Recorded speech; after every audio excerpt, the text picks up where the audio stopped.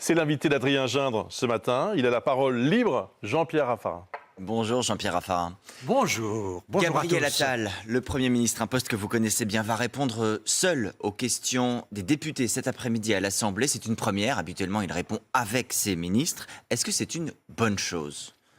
Je le pense. Au fond, il est le chef du gouvernement. Il veut être le patron, il est tout jeune, tout neuf, il faut qu'il entre dans la vie des Français, il faut qu'il s'expose, il faut qu'il prenne des risques, il a un leadership à assumer, donc il ne faut pas en abuser, mais il est dans la phase... On peut se passer des ministres comme ça. Mais je pense qu'il faut montrer de temps en temps qu'il y a des patrons, et qu'un chef de gouvernement, c'est un chef de gouvernement, et Gabriel Attal, il est tout jeune. Donc il faut qu'il s'impose. Et donc il montrera qu'il est le chef. Et donc il montre qu'il est le chef. Donc, Alors, il on a a besoin de aussi, leadership en politique. par ses propositions, montré qu'il est le chef la semaine dernière sur TF1 en annonçant lui-même qu'il voulait une réforme de l'assurance chômage. Ça fait grincer des dents dans sa propre majorité jusqu'à la présidente de l'Assemblée. Est-ce que là vous dites, là aussi, il va dans la bonne direction?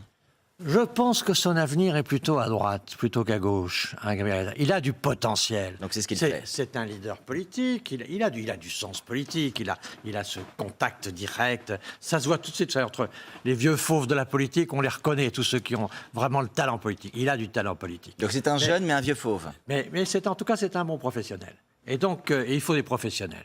C'est la politique, c'est pas un sport d'amateur. Et donc, il est clair que je pense que ce dont il a besoin aujourd'hui, c'est d'avoir une politique qui rassemble les Français. Et aujourd'hui, le rassemblement, il est plutôt au centre droit. Et donc, je crois qu'avec un peu de libéralisme, ce qui manque aujourd'hui, c'est un peu de libéralisme. On appelle l'État partout. On vit au-dessus de nos moyens et on veut toujours que l'État finance l'écart qu'on a Mais avec Jean-Pierre nos Raffarin, rêves. vous dites du libéralisme. Est-ce que du libéralisme, ça veut dire que, par exemple, le rétablissement des finances publiques doit être la priorité numéro 1? Mais en tout cas, il faut aller dans la bonne direction et c'est une nécessité. Aujourd'hui, on appelle l'État partout.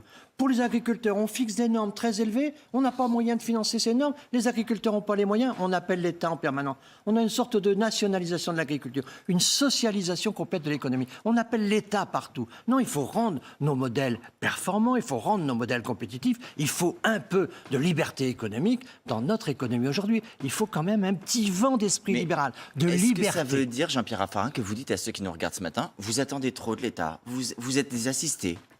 Nous sommes aujourd'hui un pays qui vit au-dessus de ses moyens et que notre État n'a pas les moyens de s'occuper des inondations, de vendre des voitures électriques, de développer des appartements nouveaux partout. Il est clair qu'il y a un certain nombre d'efforts qui doivent venir du modèle économique. Le modèle économique doit pouvoir générer un certain nombre d'efforts. Prenons un exemple, Jean-Pierre Raffarin. L'État ne peut pas tout faire. Et on rêve un peu en fait, une situation qui est au-dessus de nos moyens. Le ministre de l'économie, Bruno Le Maire, ce week-end, chez nos confrères de Ouest France, fait une proposition. Il dit on pourrait, par exemple, allonger le délai de carence en cas d'arrêt maladie. Ce sont ces jours qui ne sont pas indemnisés. Il voudrait qu'il y en ait davantage. Est-ce que ça, vous dites, c'est un effort qu'il faut demander aux Français? Je pense que c'est au Parlement de décider, mais il faut faire des économies.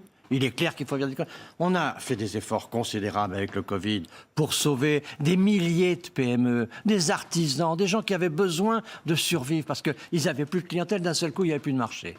Et donc, il a fallu les aider. On a un certain nombre de dettes. Aujourd'hui, il n'y a pas d'autre solution que de faire des économies. Nous sommes dépendants de ceux qui nous prêtent de l'argent. Nous sommes donc dépendants des taux d'intérêt. Uniquement des économies ou également augmenter des impôts. Par exemple, là encore, le Premier ministre dit on va demander à des parlementaires des propositions pour taxer les rentes. C'est une manière de dire taxer les super-profits sans prononcer le mot. Est-ce que vous dites oui, il faut aller dans cette voie-là et taxer davantage? D'une manière générale, il ne faut pas taxer davantage. D'une manière générale, il faut faire des économies. Il va bien falloir trouver l'argent quelque part. Il va falloir trouver l'argent quelque part. Donc on peut imaginer en effet que sur un certain nombre de cas très limités, là où il y a eu en effet des effets d'aubaine massifs, que la crise a servi finalement à faire des profits qui n'étaient pas prévus, qui finalement étaient des profits d'un peu de circonstances. Ça, vous dites oui. On peut imaginer un débat. Mais le fond de l'affaire, c'est que comme on n'a pas beaucoup de moyens pour assurer toutes les prestations, il ne faut pas charger les Français avec de nouveaux impôts. Est-ce qu'il y a une catégorie, Jean-Pierre Raffarin, dans laquelle on peut dire c'est celle qu'on va cibler, que ce soit les plus riches, que ce soit les retraités, que ce soit les entreprises? Est-ce qu'il est acceptable aujourd'hui de dire vous serez ceux qui allez faire des efforts? Je pense que c'est au pays tout entier de faire des efforts. Je pense que c'est le modèle économique qui doit créer des richesses.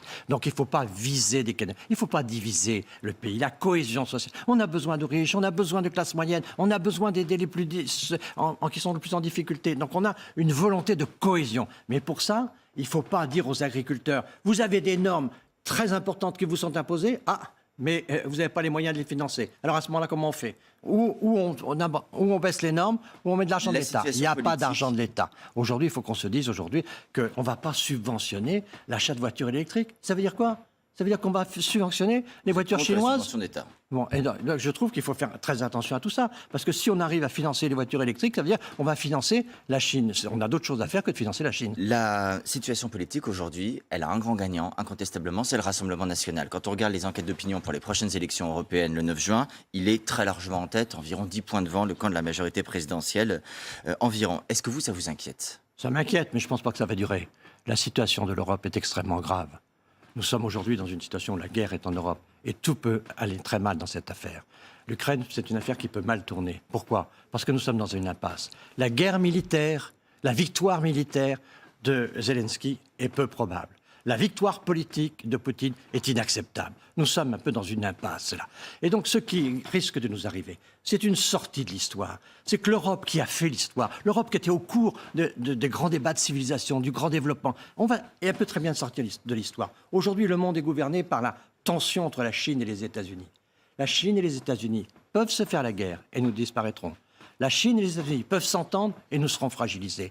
Aujourd'hui, s'il n'y a pas une Europe puissante, s'il n'y a pas une volonté urbaine, on dit qu'il faut critiquer l'Europe, mais au fond, c'est vrai que l'Europe est imparfaite. Mais au fond, c'est notre survie, l'Europe. C'est le rapport de force. On est aujourd'hui dans un monde de puissance. Les États-puissances occupent le monde. Il y avait naturellement la Chine et les États-Unis. C'est Il y avait la votre plaidoyer Russie. pour l'Union européenne et pour la liste de la majorité. Mais regardez, la Turquie, l'Arabie Saoudite, toutes ces puissances qui arrivent, l'Iran, toutes ces grandes puissances-là. On ne peut aujourd'hui exister que si on appartient à un bloc de puissance. C'est ça, le projet européen. Merci beaucoup, Jean-Pierre Raffarin, d'avoir été sur TF1 Merci à ce vous tous. matin. Bonne journée. La suite, c'est avec vous, Brice.